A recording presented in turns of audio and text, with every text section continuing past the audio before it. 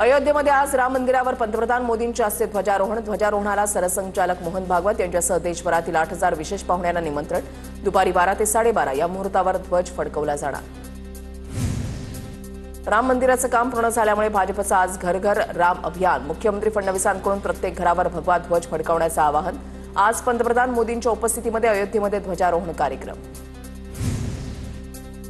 हरकतींसाठी 21 दिवसांचा वेळ द्या, नाहीतर निवडणूक रद्द करा. मतदार याद्यांमधील घोळाबाबत ठाकरे बंधूंचं निवडणूक आयोगाला पत्र. हरकतीसाठी फक्त 8 दिवस देण्यावर ठाकरे बंधूंना आक्षेप. ज्यांच्या मागे तुम्ही घरंगळत जाताय तेच लोक तुमच्या नरडीचा नख लावतील. स्वायत्ततेची शक्ती काय असते हे सत्ताधाऱ्यांना दाखवा.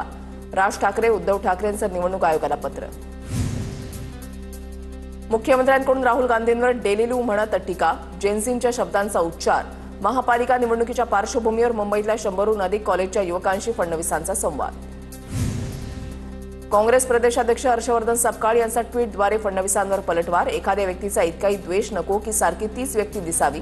डेलीलूतून बाहेर पडून भानावर या. राहुल गांधींवरील टीकेवरून सपकाळांचा निशाणा. माझ्या एका सहकार्याची आज उणीव भासते. परळीमधल्या प्रचार सभेत धनंजय मुंडेंनी काढली वाल्मिक कराडची आठवण. हत्येमधील आरोपीचा मुंडेंना कळवळा का? चर्चांना उधाण. धनंजय मुंडेंसारखा नीच माणूस पृथ्वीवर असू शकत नाही. मुंडेंना कराडचा कळवळा आल्यानंतर जरांगेंचा हल्ला बोल. आता तरी अजित पवारांचे डोळे उघडले तर बरं होईल. जरांगेंचा निशाणा. आरोप झाल्यानंतर अनेकदा संबंध नसलेली व्यक्ती भरडली जाते. धनंजय मुंडेंच्या बदनामीबद्दल पंकजा मुंडेंकडून खंत व्यक्त. बदनामीमुळे बीडमध्ये उद्योगही येत नसल्याचा दावा. कराडची आठवण काढणारा मुंडे माणूस म्हणण्याच्या योग्यतेचा नाही. अंजली दमानिया यांची धनंजय मुंडेंवर टीका. पोलिसांनी योग्य तपास करून कारवाई करावी. गौरी गर्जेंच्या मृत्यू प्रकरणामध्ये पंकजा मुंडेंचे आदेश. तर सेटलमेंट करण्यासाठी पोलीस स्टेशनला कोण गेलं होतं? दमानियांचा पंकजा मुंडेंना सवाल. मालेगावातील अत्याचार आणि खून प्रकरणातील आरोपीला फाशी झालीच पाहिजे. फाशीच्या शिक्षेसाठी प्रयत्न करणार. उपमुख्यमंत्री एकनाथ शिंदेंची प्रतिक्रिया. कमळाच्या मागे विकास तर काँग्रेसच्या मागे भकास. भंडाऱ्याच्या साकोलीमधल्या सभेत चंद्रशेखर बावनकुळेंचा काँग्रेसवर निशाणा. नाना पटोलेंच्या मतदारसंघात बावनकुळेंची काँग्रेसवर टीका. माझ्यावर आरोप होतात पण मी स्वच्छ काम करण्याचा प्रयत्न करतो. आता आरोप करणाऱ्यांनीच मला उपमुख्यमंत्रीपदी निवडलं होतं. आता सोबत नाही म्हणून आरोप करतात. हे वागणं बरं नव्हे. अंबाजोगाईमधून अजित पवारांचं वक्तव्य. बीडमध्ये नाचलेल्या लोकांनी भ्रष्टाचार केला. 150 कोटींचा भ्रष्टाचार बीडमध्ये समोर आला. भ्रष्टाचार करणाऱ्यांवर कठोर कारवाईच्या पालकमंत्री अजित पवारांकडून सूचना. राज्यामध्ये आपली सत्ता असून तिजोरीच्या चाव्या आपल्याच हातामध्ये आहेत. महिला आयोगाच्या अध्यक्ष रुपाली चाकणकरांचं सोलापूरच्या कुर्डुवाडीमधल्या जाहीर सभेत वक्तव्य. मत तुमचं मात्र निधी आमचा असेल असंही चाकणकर म्हणाल्यात. भुसावळमध्ये टेक्स्टाईल पार्कला मंजुरी द्या. मंत्री संजय सावकर यांची मुख्यमंत्री फडणवीसांकडे मागणी. तर भुसावळमध्ये टेक्स्टाईल उद्योग आणल्याशिवाय राहणार नाही. मुख्यमंत्री फडणवीसांचं मंत्री संजय सावकर यांना आश्वासन. जालन्याच्या भोकरदनमध्ये रावसाहेब दानवे आणि बबनराव लोणीकर 12 वर्षांनंतर एकाच मंचावर दिसले. यावेळेला लोणीकरांच्या हस्ते भोकरदनमध्ये प्रचाराचा नारळ फुटला. काही काळ दोघांमध्ये गप्पा रंगल्या असताना हास्यकल्लोळ सुद्धा पाहायला मिळाला. बबनराव लोणीकरांचा आणि माझा वैयक्तिक वाद नाही. कार्यकर्त्यांसाठी आम्ही एकत्र आलो. भाजप नेते रावसाहेब दानवेंचं वक्तव्य. तर शोलेमधील जय वीरूसारखी आमची जोडी. बबनराव लोणीकरांची प्रतिक्रिया. गोंदिया नगर परिषद निवडणुकीपूर्वी भाजप शिवसेनेमध्ये कलगीतुरा. शिवसेनेचा नकली भगवा म्हणत सेनेच्या उमेदवारावर भाजप आमदार परिणय फुकेंची टीका.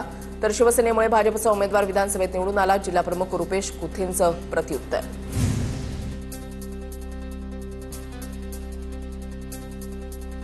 घाटकोपर पूर्व मतदारसंघातील मतदार यादीमध्ये घोळ. शरद पवारांच्या राष्ट्रवादीच्या मुंबई अध्यक्ष राखी जाधव यांचा आरोप.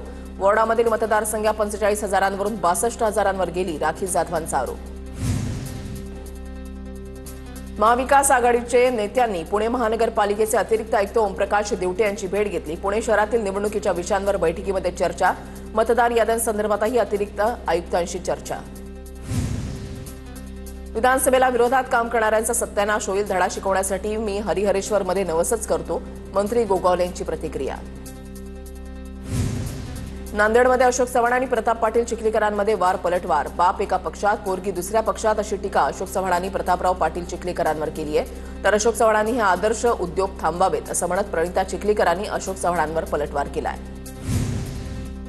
मुक्ताईनगरही आपल्याकडून सुटणार नाही. रक्षा खडसेंच्या समोर गिरीश महाजनांचं वक्तव्य.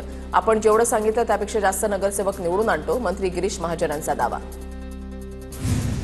घराणेशाहीचा आरोप करणाऱ्यांनी आता स्वतःच्या मुलीला उमेदवारी दिली. रक्षा खडसेंची शिंदे सेनेचे आमदार चंद्रकांत पाटलांवर टीका, तर शिंदे सेनेची मुक्ताईनगरमध्ये दडपशाही आणि गुंडगिरी सुरू. रक्षा खडसेंचा आरोप.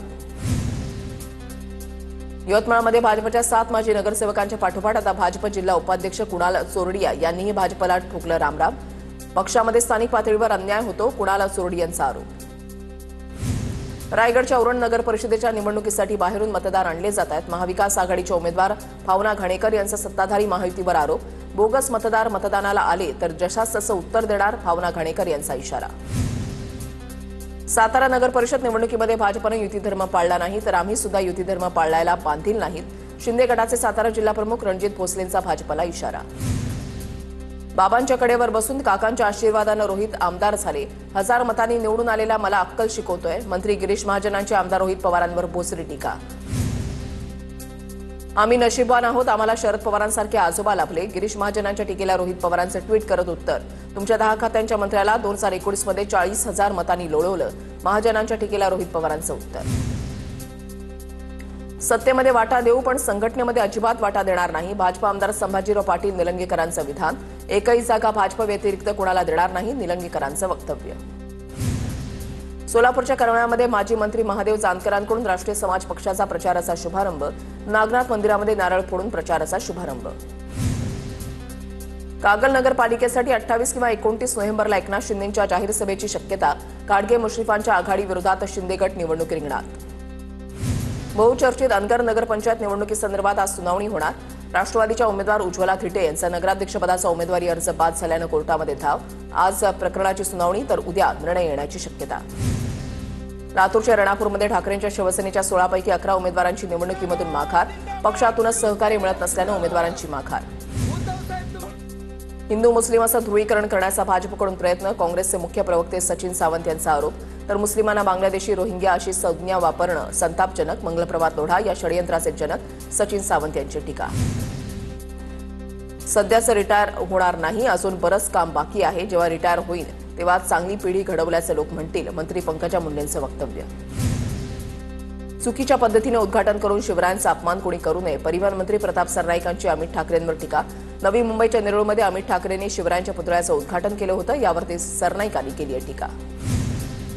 नंदुरबारच्या शहादा पालिकेसाठी जनता विकास आघाडीकडून जोरदार प्रचार. स्थानिक आघाडीमुळे राजकीय पक्षांची डोकेदुखी वाढली. मुंडवा जमीन व्यवहार गैरव्यवहार प्रकरणामध्ये शीतल तेजवानीला पुणे पोलीस पुन्हा चौकशीसाठी बोलावणार. मागील शुक्रवारी शीतल तेजवानीची पुणे पोलिसांकडून 6 तास चौकशी झाली. दिग्विजय पाटीलची देखील चौकशी होणार असल्याची शक्यता. मुंड्यामधल्या जमिनीवरील ताबा सोडण्यासाठी निलंबित तहसीलदार सूर्यकांत येवलेंकडून आमच्या संस्थेला पत्र आलं होतं. TV9 मराठीशी बोलताना भारतीय वनस्पती सर्वेक्षण संस्थेच्या प्रमुखांचं स्पष्टीकरण. चौकशी समितीकडून आणि पुणे पोलिसांकडून एकही नोटीस मिळाली नाही, संस्थेची माहिती.